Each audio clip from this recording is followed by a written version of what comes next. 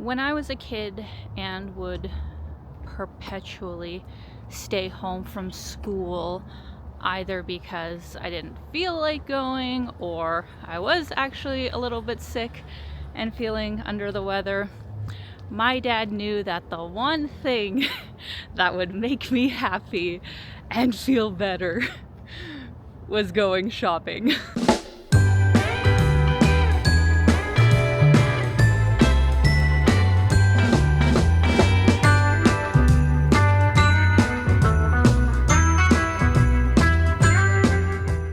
Technically, I don't really even need to buy anything. Like, let's be frank, my suitcases and the shipping boxes that I'm going to send to Sofia are more or less going to be full as is, but I have had such an intense week that I will tell you guys about in just a minute. But I knew that I wanted to come here on Boxing Day. The mall is open super early this morning because it may be my last one for quite a while.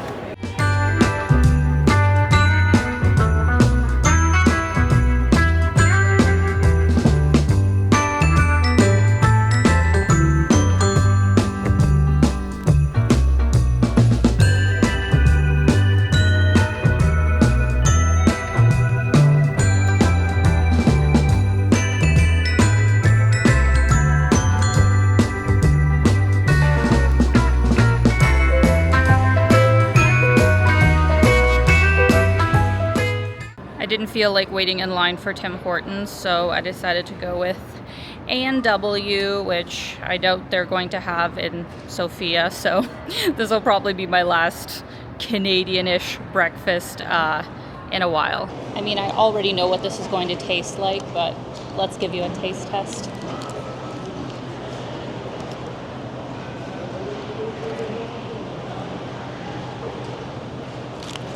I just realized they actually messed it up. This is a sausage and egger. I asked for a bacon and egger, but that is fine. So guys, let me tell you about this week and how it caught me completely off guard.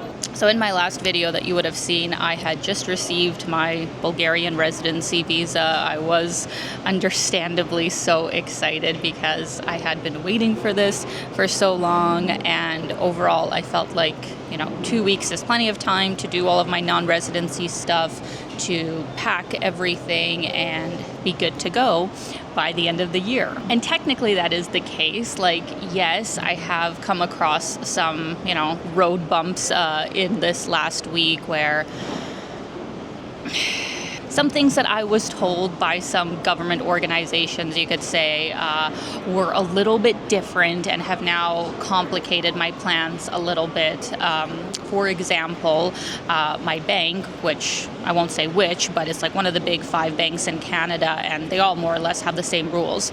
I swear to God that they told me that as a non-resident, I can receive, my new debit cards and credit cards if I happen to lose them or something abroad. I swear that they told me that over the phone 2 times. And now when I went in person to actually sign all my documents to close my savings accounts, so I'm not receiving interest and not, having to file a Canadian tax return, I tell them, here's my new address. This is where, you can send my cards in the future. And they say, no, sorry, we don't actually do that. As a non-resident, you still have to come back to Canada to pick up your debit cards and your credit cards. Or you can get a power of attorney that has to be a Canadian resident who can send it to you. So it's not the biggest deal, and of course I could have a friend or family member do it, but I just found that really annoying of why can't you just send me the cards? I don't care if I have to pay $50 or $100,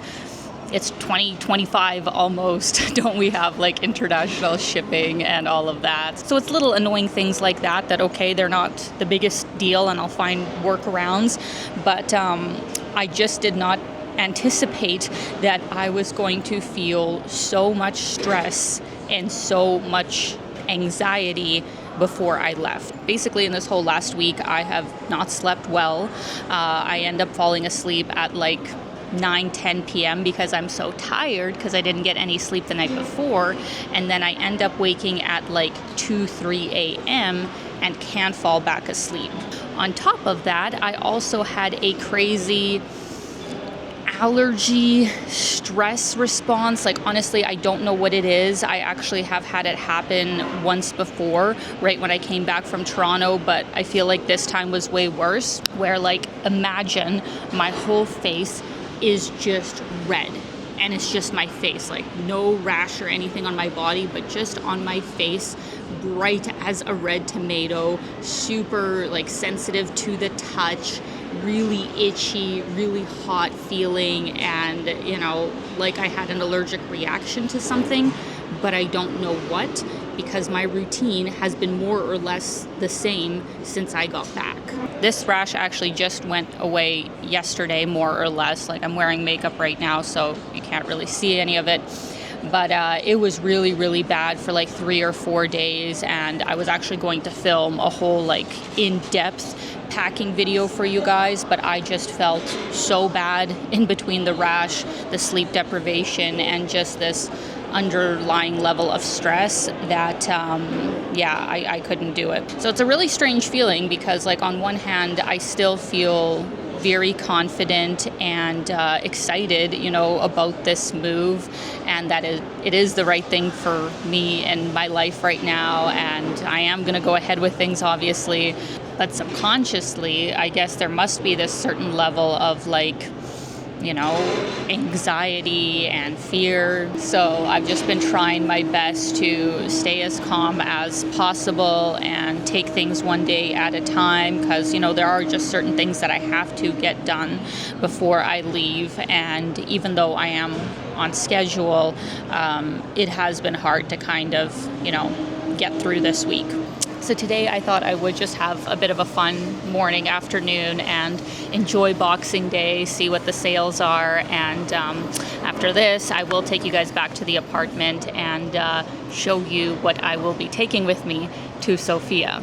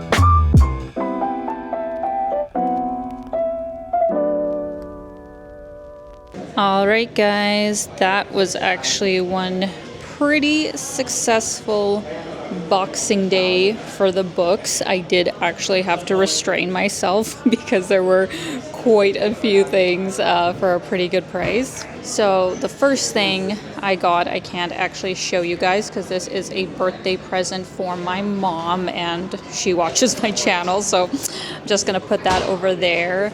But this one is the red silk top from Theory. That was a ridiculously good price. Like, I could not pass it by. It is never that low of a price. And then lastly, I just got some Nespresso capsules because I know we are low at home. So that is all I got. I feel like that's pretty good for me. I really restrained myself. Well, hello there.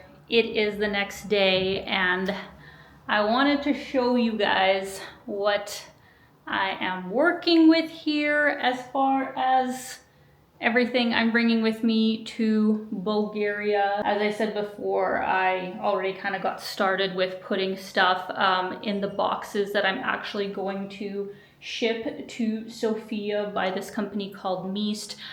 They're supposed to be like the best and cheapest option for shipping to Eastern Europe. My mom has used them in the past to ship to Ukraine. So those boxes I have already prepared, and they more or less have all of the things that I don't need right away, like, you know, my summer clothes, obviously, some souvenirs from my travels, artwork that I have, some books that, you know, I don't want to get rid of. All of that I am going to ship and just pick it up once I am in Sofia. So let me give you guys a little close-up of what is going to be going into each bag, because, you know, maybe this will help you if you are moving abroad or even just traveling abroad. In this file folder, I would actually really recommend this company for even storing stuff at home.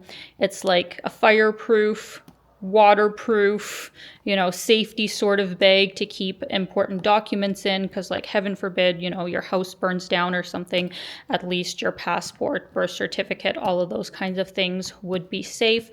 So I have all of my important documents in there. Over here, I have some valuables, you know, some really nice jewelry. I have this sort of like jewelry kit that I got on Amazon where I keep all of my valuables. Obviously, when you're flying with like a drone, you have to have it in your carry-on, so I have that. I have my microphone set, I have my power bank, external hard drive, cameras, and a whole bunch of electronic things in that little organizer. I absolutely love that thing for just, you know, putting all of the millions of things that I need for filming in just that one compartment to keep things organized. I will, of course, have my MacBook that actually has a slot in the front of this carry-on.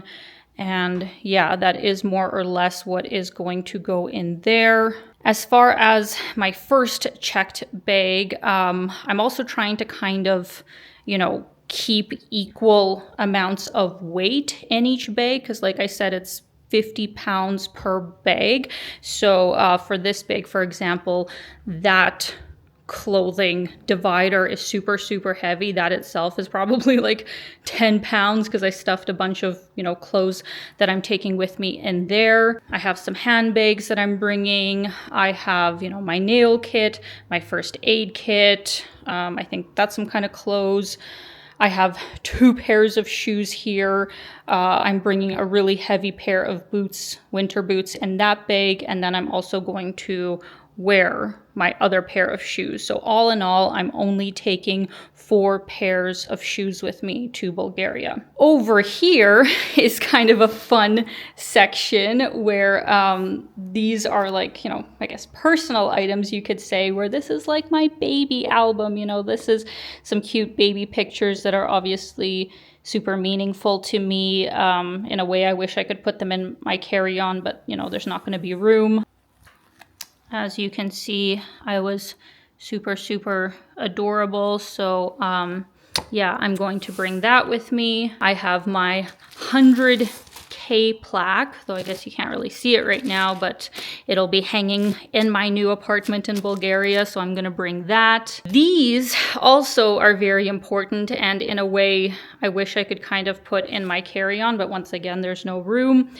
This is a whole bunch of business receipts. Like, the CRA asks you to, you know, keep all your business receipts for the last 6 years, which is kind of annoying, to be honest. And I used to have an online sort of system where I would take pictures of them and, you know, just upload them to the system. But then an absolutely terrible thing happened where my whole system crashed. And yes, I am going to call out names of who it was. It was QuickBooks, but technically it was the employee's fault. The employee told me the wrong thing to do, and it completely erased all of my data. So I stopped using them and I had to go back to the old-fashioned way. So I think, you know, technically I have to keep these and take them with me. So yeah, those are all my business receipts. Plus, what else is also going to be stuffed into this bag is one of my winter jackets that is sitting over there in that pile. One of my winter jackets I'm going to wear, and the other